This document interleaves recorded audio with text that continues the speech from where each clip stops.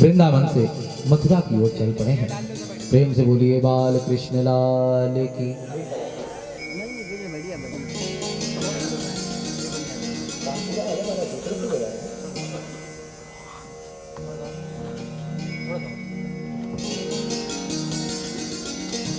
प्रेम से बोलिए बाल कृष्ण लाल की। जैसे ही भगवान वृंदावन से मथुरा पहुंचे हैं और जैसे ही मथुरा के लोगों को पता चला कि जिस छोटे से बालक कृष्ण ने पूतना को मारा, अघासुर को मारा, बकासुर को मारा, वही छोटा सा बालक कृष्ण आज हमारे नगर में पधारा है। सब भगवान बाल कृष्ण का दर्शन करने दौड़ पड़े हैं। मथुरा के सुंदर सुंदर स्त्रियां अपने अपने महल की अट्टालिकाओं पर चढ़ करके भगवान के ऊपर फूलों की वर्षा करने लगी। फूलों की वर्षा कर रही हैं। एक ने कहा, अरे देख देख देख देख देख, ये तो मेरी ही तरफ देख रहे हैं। दूसरी ने कहा, अरे ये तो तेरी तरफ देख रहे हैं, लेकिन मेरी तरफ तो देख करके मुस्कुरा भी रहे हैं।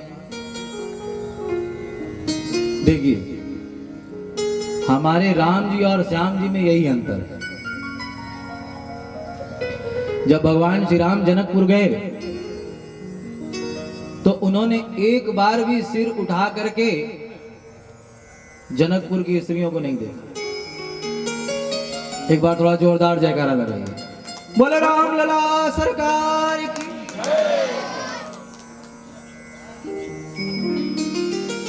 आइए थोड़ी देर के लिए हम लोग जनकपुर की ओर चलें। भगवान श्री राम जब जनकपुर पहुंचे, अब जब सबको पता चला कि भाई जिसने अहिल्या का उद्धार किया, जिसने ताड़का राक्षसी को मारा, वही आज हमारे नगर में आए हैं। सब भगवान का दर्शन करने के लिए दौड़ पड़े हैं। छोटे छोटे बच्चे तो भगवान की छवि का खूब छक करके आनंद ले रहे हैं।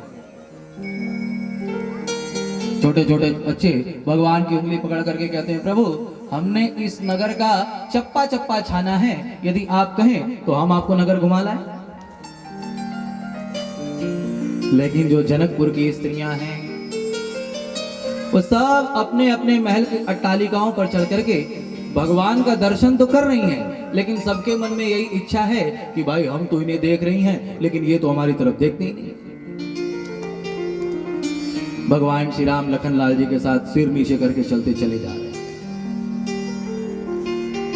सखियों ने कहा, बहन ये ऐसे हमारी तरफ नहीं देखें। कैसे देखें? मेरे पास एक उपाय है। यदि हम इन्हें सुना सुना करके इनके ही विषय में आपस में बातें करने लगे तो हो सकता है एक दो बार हमारी तरफ भी देखे।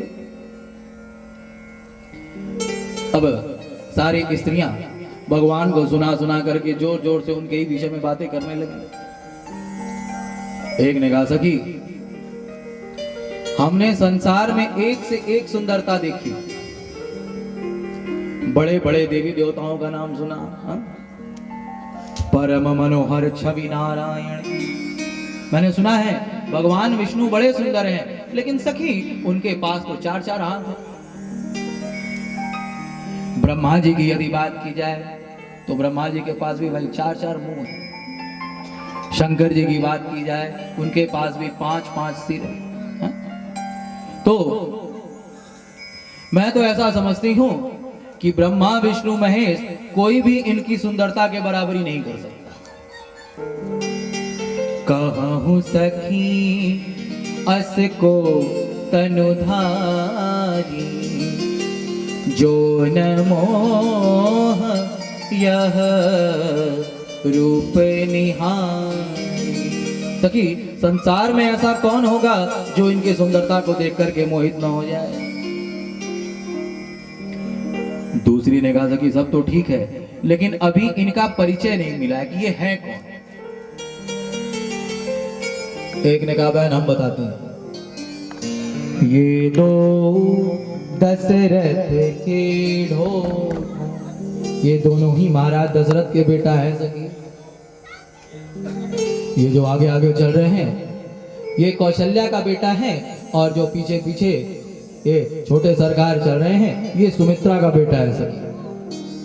अच्छा देखिए, दोनों उन सखियों की बातें सुन भी रहे हैं, समझ भी रहे हैं कि हमारे विषय में बात हो रही है। लखनलाल जी ने इशारे से प्रभु से पूछा, प्रभु यदि आपकी आज्ञा हो तो एक बार देखें भाई हमारे विषय में कौन इतनी बातें कर रहे हैं। भगवान ने कहा नहीं, चुपचाप से नीचे करके चलते रहो। सखियां जब बातें करते करते करते करते थक गई, एक ने कहा सखी ये तो हमारी तरफ देखते ही नहीं। दूसरी ने कहा सखी मुझे तो ऐसा लगता है ये राजकुमार बहरे हैं। दूसरी ने कहा सखी बहरे तो हैं लेकिन मुझे तो ऐसा लगता है ये राजकुमार गूंगे भी हैं,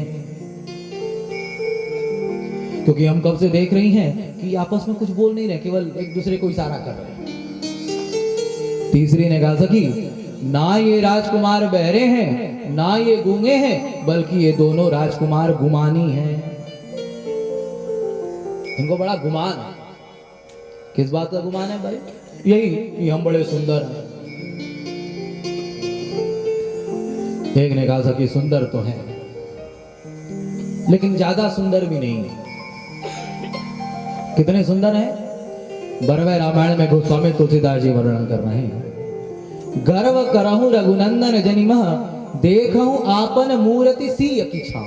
सखिया कह रही हैं ये सुंदर तो हैं लेकिन कितने सुंदर हैं? जितनी हमारी सीता जी की काली काली परछाई है बस उतने ही सुंदर हैं। बोलो राम लला सरकार की। अच्छा सर, एक ने कहा बहन मुझे तो ऐसा लगता है जोग जानकी, हमारे जानकी के अनुकूल तो एक यही वर है। यदि हमारे सीता जी के साथ इसका विवाह हो जाए तो कितना आनंद है। सारी सखियों ने कहा कि बहन सीता के साथ इनका विवाह हो गया तो भाई इनको सीता मिलेंगी, सीता को राम मिलेंगे, इसमें हमारा क्या फायदा।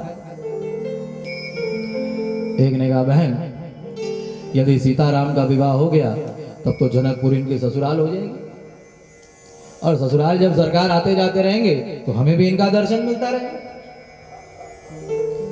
जैसे ये ललित लड़ैती मिथिलेश जो की तैसो ही दशरथ को सलोनो जस भीना,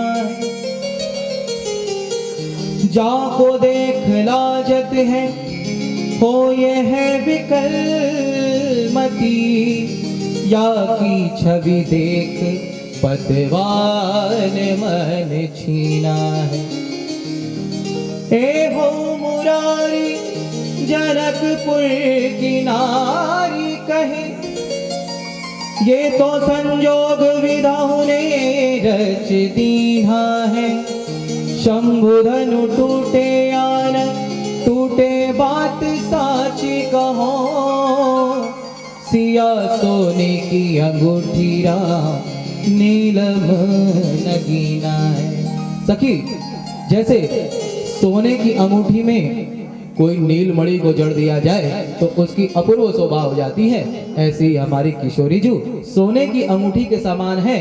यदि उसमें इस सावले सलोने नील मणि को जड़ दिया जाए तो उसकी बड़ी ही अपूर्व शोभा होगी। हेरत हजारन के ही राहरन की। भगवान श्री राम सबकी बातें सुन रहे हैं लेकिन चुपचाप अपना सिर नीचे करके चलते चले जा रहे हैं।